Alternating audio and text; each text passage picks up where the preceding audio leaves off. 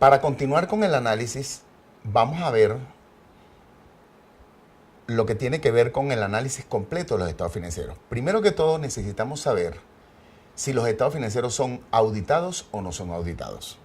Cuando los estados financieros son auditados es porque existe certeza, se hizo una revisión de auditoría clara y precisa sobre los estados financieros. Existen unas notas de los estados financieros y un dictamen donde el contador expresa su opinión sobre ese estado financiero. Obviamente vamos a preferir estados financieros auditados para tener mejor información financiera de la compañía. Si los estados financieros no fuesen auditados, pues necesariamente el analista, quien tenga que hacer la revisión del estado financiero para fines de análisis, tendrá que comprobar algunas situaciones y verificar algunas situaciones que sean necesario realizar para poder entender de la mejor manera esos estados financieros. Hay que hacer entonces una relación entre lo observado y los indicadores que hay que determinar o que se determinen. Recuerden ustedes que los estados financieros son el reflejo de la situación financiera de la empresa. Es importante tener varios estados financieros para poder obtener tendencias. Es importante determinar el impacto que el entorno tiene sobre los estados financieros. Y el análisis de estados financieros pues será el que se aplique luego de establecer cada uno de los indicadores que vamos a analizar seguidamente. Por ejemplo, vamos a analizar solvencia o liquidez, endeudamiento o apalancamiento, indicadores de actividad o eficiencia administrativa, indicadores de rentabilidad, y ese es el grupo de indicadores financieros que vamos a aplicar. La aplicación de los indicadores financieros es de suma importancia para las empresas. Los índices, recuerden, son la herramienta, no el análisis. Son el medio, no el resultado. Los indicadores de liquidez permiten conocer la capacidad a corto plazo para cumplir los compromisos financieros de la entidad. El índice de solvencia, activo corriente sobre pasivo corriente, indica la capacidad que tiene el activo corriente para sufragar los compromisos pasivos corrientes asumidos por la entidad. Lo ideal es que sea superior a 1, pero en estos tiempos de que las empresas acumulan activos corrientes importantes, pudiera ser de 1 a 3 el número más expedito. Los indicadores de liquidez continúan con el indicador de liquidez restringido, que es activo corriente menos inventario, entre pasivo corriente. Indica la capacidad que tiene la empresa con su activo corriente, deducido los inventarios para cancelar los compromisos a corto plazo, pasivos corrientes, sobre la base que los inventarios no se convierten en efectivo rápidamente, lo cual no es cierto en empresas de consumo masivo, cuyos inventarios son definitivamente de rápida conversión a efectivo. Si los inventarios de la empresa no son de rápida conversión a efectivo, pues podríamos tener unos inventarios de menor velocidad y consecuentemente este indicador tendría que ser necesariamente aplicado para el análisis financiero de esa entidad. Capital de trabajo es un indicador que mide el activo corriente menos pasivo corriente. Indica los fondos disponibles que cuenta la empresa para honrar sus compromisos diarios. Gastos de personal, compromisos corrientes, pago de obligaciones corrientes, compromisos laborales, en general. Cuando el capital de trabajo es negativo, la empresa atraviesa problemas de liquidez. Significa que necesariamente esta empresa debe acudir al financiamiento externo, financiamiento bancario, para poder equilibrar sus cuentas, equilibrar su capital de trabajo. Esta situación no es sostenible en el tiempo. Y se puede cubrir con un financiamiento de capital de trabajo, pero si la empresa tiene reiterado capital de trabajo negativo, la empresa podría tener dificultades financieras que debe atender necesariamente. Significa que algo está pasando a nivel del activo corriente y que el pasivo corriente se está manteniendo allí o se está incrementando y no es suficiente generación de efectivo como para poder honrar sus compromisos corrientes, sus compromisos del día a día. La solvencia total es activo corriente sobre pasivo total. Indica la capacidad que tiene el activo corriente para sufragar o cancelar, honrar la totalidad de los compromisos asumidos en la empresa. En este indicador estamos hablando del compromiso que tienen los activos corrientes para pagar la totalidad de los pasivos. Ciertamente una empresa que logre cubrir o logre cubrir totalmente con los activos corrientes el pasivo total, estamos hablando de una empresa que tiene unos indicadores de solvencia extraordinariamente importantes. Contingencia de inversión, activo de largo plazo entre pasivo de largo plazo más capital. Eso implica que la empresa tiene una inversión con el pasivo a largo plazo y el capital. Y este indicador lo que nos dice es cómo se están financiando los activos de largo plazo con los pasivos de largo plazo y con el capital. Estos dos últimos no son de devolución inmediata a los acreedores o a los accionistas y consecuentemente lo ideal es que la empresa invierta en sus activos a largo plazo con pasivos que no tienen necesariamente la obligación de devolver a los acreedores o a los accionistas de forma inmediata. En la medida que esta medida se acerca a uno, la empresa tiene unas condiciones de inversión favorables. Pasemos entonces a hablar de los indicadores de endeudamiento. Estos son índices que permiten conocer el grado de endeudamiento de una empresa, el grado de apalancamiento financiero que tiene la misma. El índice de endeudamiento no es la variable más importante. La variable más importante es la capacidad de pago de la empresa.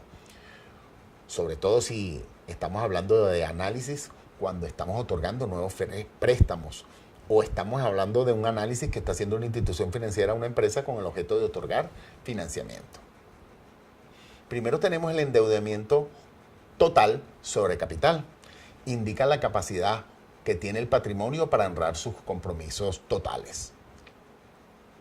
¿En cuánto se está posibilitada la empresa para honrar con su capital los pasivos totales de la compañía? Recuerden que los accionistas de una compañía tienen compromisos en ella hasta el monto de su capital social constituido. En consecuencia, si la compañía tiene un capital de 100.000 bolívares, por ejemplo, y el endeudamiento es 1.000, ya sabemos que la capacidad que tienen los accionistas para honrar sus compromisos es hasta 100. La obligación legal que tiene por la legislación mercantil los accionistas para devolver los pasivos es hasta el monto del capital social aportado. Entonces debemos contrastar la suficiencia del capital respecto a esos pasivos y luego aplicar los indicadores para saber la capacidad que tiene el patrimonio total, incluido el capital social, para honrar sus pasivos totales. El endeudamiento a corto plazo es pasivo corriente sobre capital. Indica la capacidad que tiene el capital para honrar sus compromisos a corto plazo. Deuda a activos. Pasivo total sobre activo total. Indica la capacidad que tiene el activo total para cancelar el pasivo total. El activo total no es para cancelar el pasivo total. El activo total es la inversión que se ha realizado en la compañía para generar ingresos, beneficios que le permitan continuar las operaciones y obtener nuevos beneficios. Pero es importante conocer la deuda activo para saber el grado de compromiso que tienen el grado de cobertura, mejor dicho, que tienen los activos para cubrir sus deudas a largo plazo.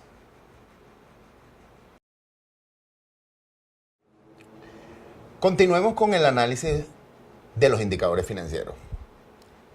Tenemos ahora los indicadores de capacidad de pago. Y cuando hablamos de indicadores de capacidad de pago, vamos a tomarnos un break en el sentido de ver dos conceptos importantes. El EBITDA, que es la utilidad antes de impuestos, intereses, depreciación, amortización y cargos diferidos, que indica la ganancia operativa de la empresa libres de gastos originados por las disposiciones fiscales que existan en el país. El servicio de deuda incluye el pago de intereses y capital correspondiente a un año por deuda de pasivo financiero con sus correspondientes intereses. El indicador de capacidad de pago no es uno, realmente son tres. Tenemos ganancia operativa sobre servicio de deuda sujeta a intereses o flujo de caja operativo que se encuentra en el estado de flujo efectivo sobre deuda sujeta a intereses o el EBITDA, que es la utilidad de impuestos, intereses, depreciación y amortización sobre el servicio de deuda. Para nosotros determinar la capacidad de pago de una empresa tenemos que calcular estos tres indicadores. Y estos tres indicadores provienen de fuentes diferentes. La utilidad operativa proviene del estado de resultado. El EBITDA también corresponde al estado de resultado, pero es antes de la aplicación del impuesto a la renta. Pero el flujo de caja operativo proviene del estado de flujo efectivo. Consecuentemente, esos tres indicadores, el resultado que nos den esos tres indicadores nos van a permitir identificar la capacidad de pago de la empresa. Es probable que la empresa tenga una ganancia operativa importante y su flujo de caja operativo no sea importante. Pues sí, eso significaría que la empresa tiene un conjunto de resultados, erogaciones que ha hecho en el estado de resultados que no significaron movimiento de efectivo. De allí lo importante conocer la utilidad operativa sobre el servicio de deuda y el flujo de caja operativo sobre el servicio de deuda. Si existe consistencia, vamos a conseguir que el flujo de caja operativo va a estar contenido dentro de la ganancia operativa. Cuando no existe consistencia, el flujo de caja operativa pudiera ser superior a la ganancia operativa, en cuyo caso la empresa tiene capacidad de pago, pero tiene una ganancia operativa menor al flujo de caja operativo. Eso no significa que la empresa no tiene capacidad de pago, significa que generó más efectivo de la ganancia que finalmente tuvo en el estado de resultados. La ganancia de impuesto definitivamente es una medida para conocer la capacidad de pago de la empresa, un poco más restringida porque ya estaremos incorporando algunas partidas de otros ingresos, otros egresos o unas partidas adicionales que no corresponden a la operación de la empresa, fuera de las ganancias operativas, que definitivamente nos permite saber la capacidad de pago que tiene la empresa con esa ganancia para honrar sus compromisos inmediatos, sujetos a intereses, servicio de deuda sujeto a intereses. La capacidad de pago de intereses. Cuando la capacidad de capital, la capacidad de pago de capital de una empresa no es suficiente, al menos debe la empresa cubrir los intereses. Al menos debe tener la capacidad para pagar los intereses. Entonces volvemos a aplicar los mismos indicadores, utilidad operativa sobre los intereses, EBITDA, utilidad de impuestos sobre los intereses financieros o el flujo de caja operativo sobre los intereses financieros.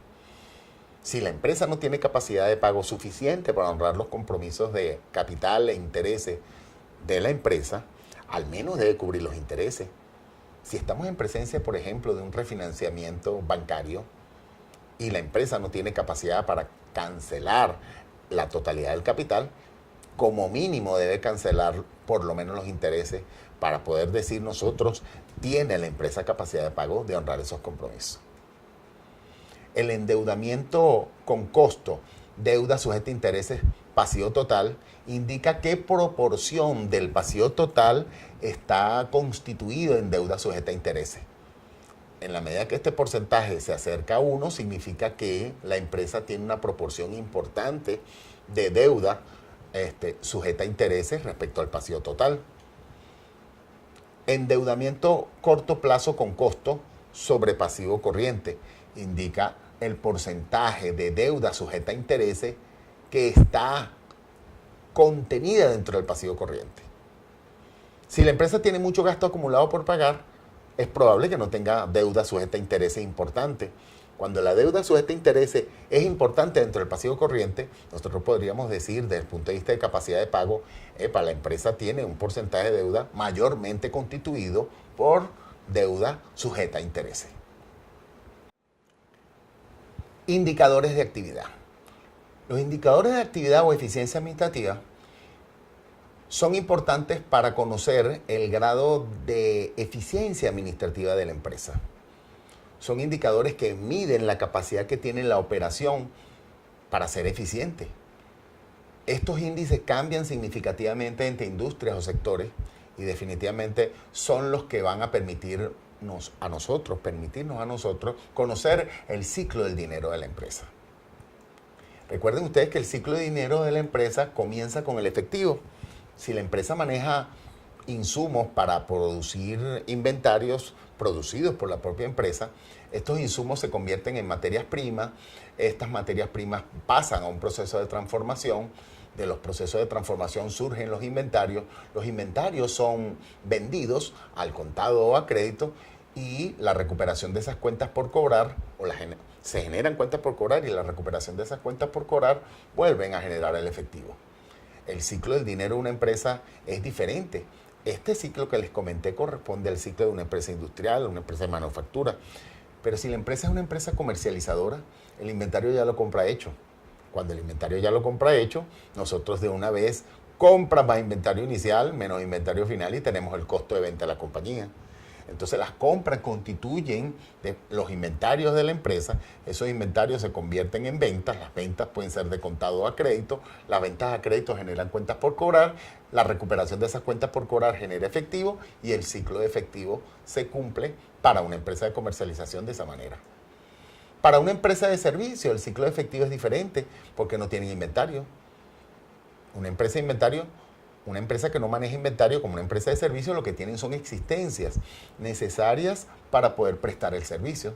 Si estamos en presencia, por ejemplo, de una empresa de limpieza, ellos necesitan de insumos para poder prestar el servicio. Esos insumos no son inventarios porque no son productos para la venta y esas existencias son necesarias para poder prestar el servicio.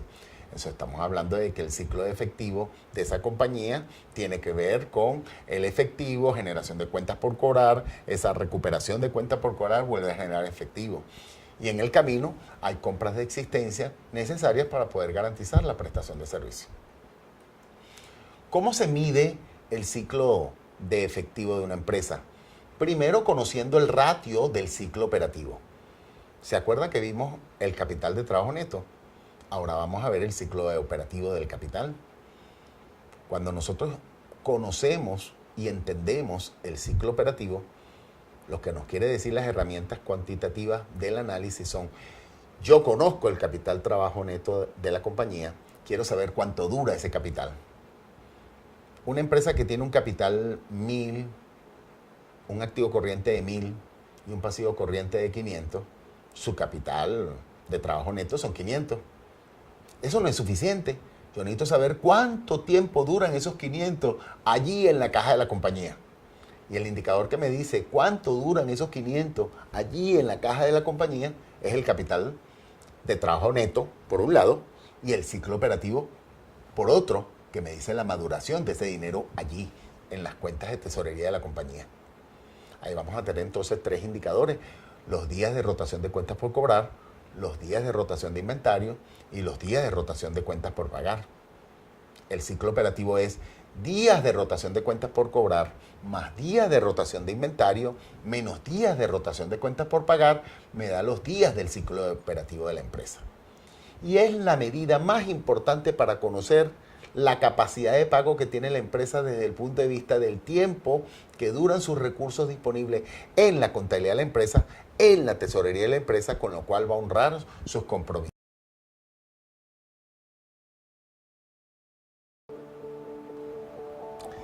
Desagreguemos entonces los indicadores de eficiencia. Primero vamos a hablar de rotación de cuentas por cobrar o días de cuentas por cobrar. Esto es igual a decir cuentas por cobrar entre ventas por 365. Una cifra baja en días significa que la empresa cobra rápidamente sus cuentas por cobrar.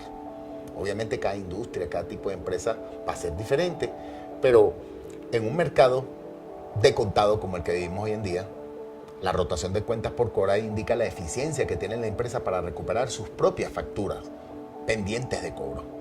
Yo conozco muchas compañías que dicen las facturas condición de operación contado y cobran sus facturas en 30 días. Eso implica que la empresa tiene un manejo ineficiente en el cobro de sus facturas, porque la operación es de contado. Debió pagarme la factura en 3 días, en 2 días, en 7 días, pero en 30 días, imagínense ustedes. Si la condición de la operación es un crédito a 15 días y lo recupera en 45, ahí tenemos un problema de eficiencia administrativa. La eficiencia tiene que ver cuán eficiente soy yo para cobrar en el plazo que yo mismo le di a mis clientes para cobrar la factura.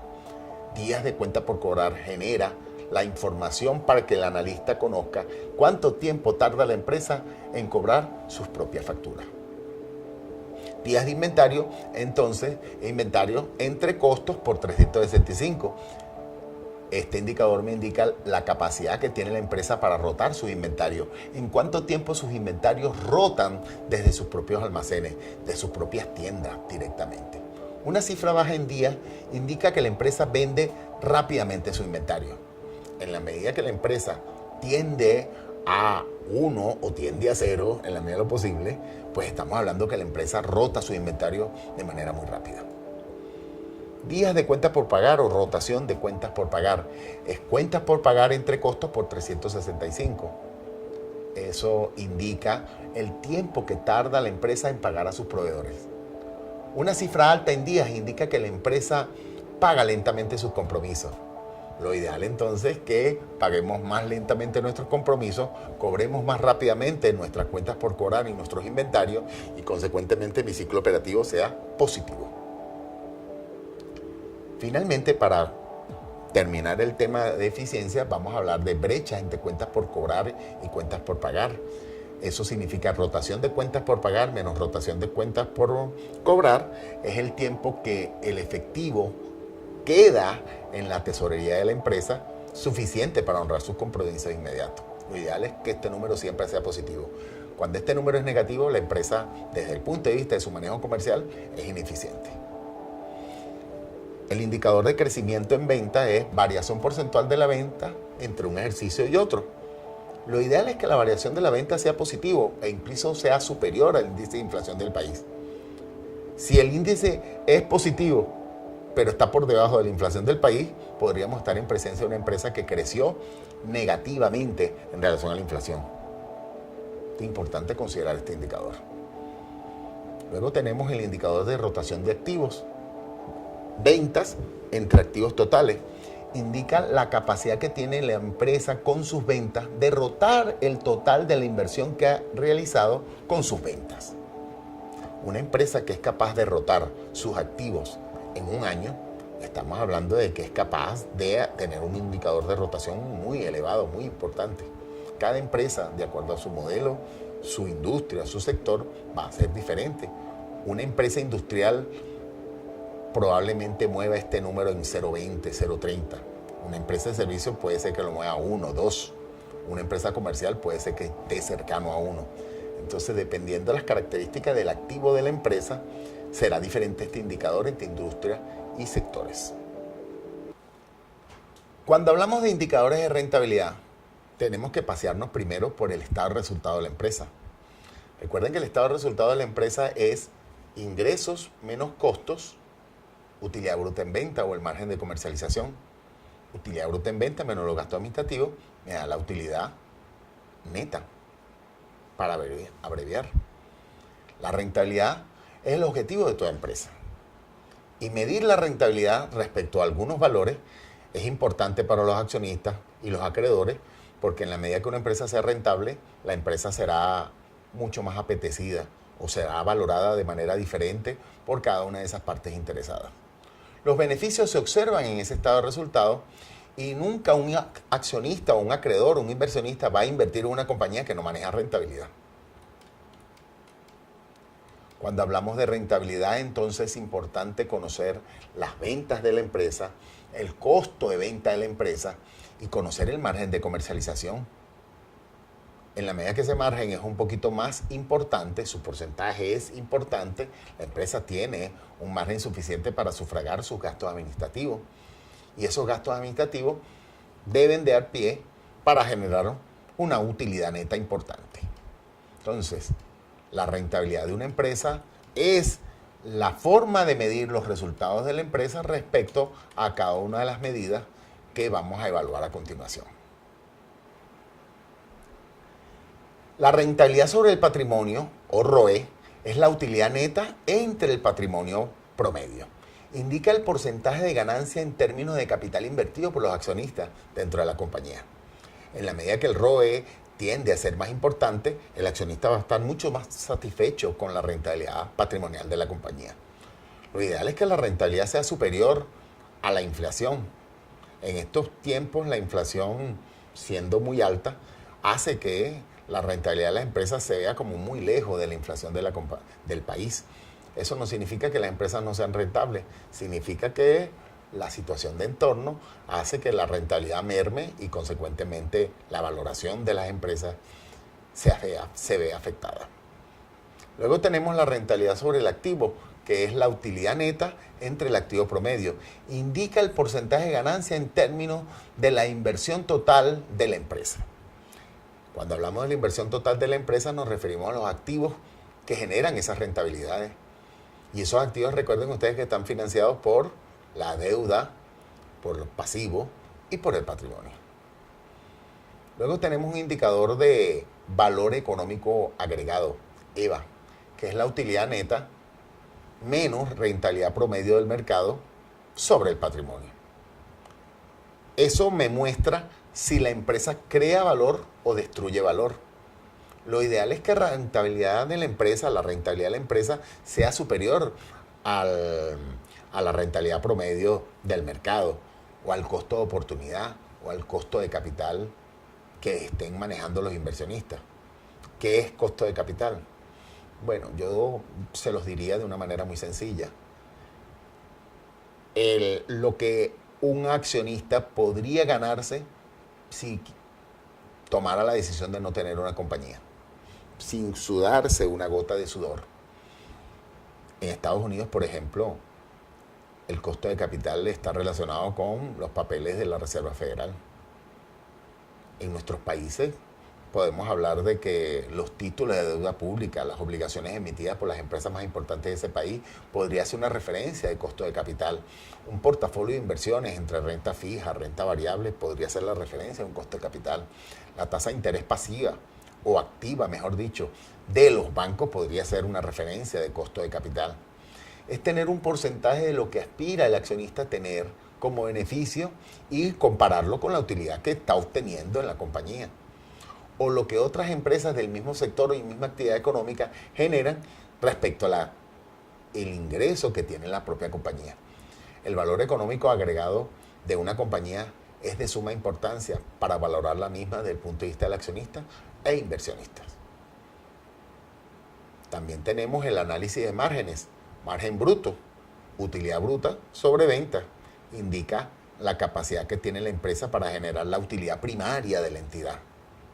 Margen operativo significaría utilidad operativa sobre venta.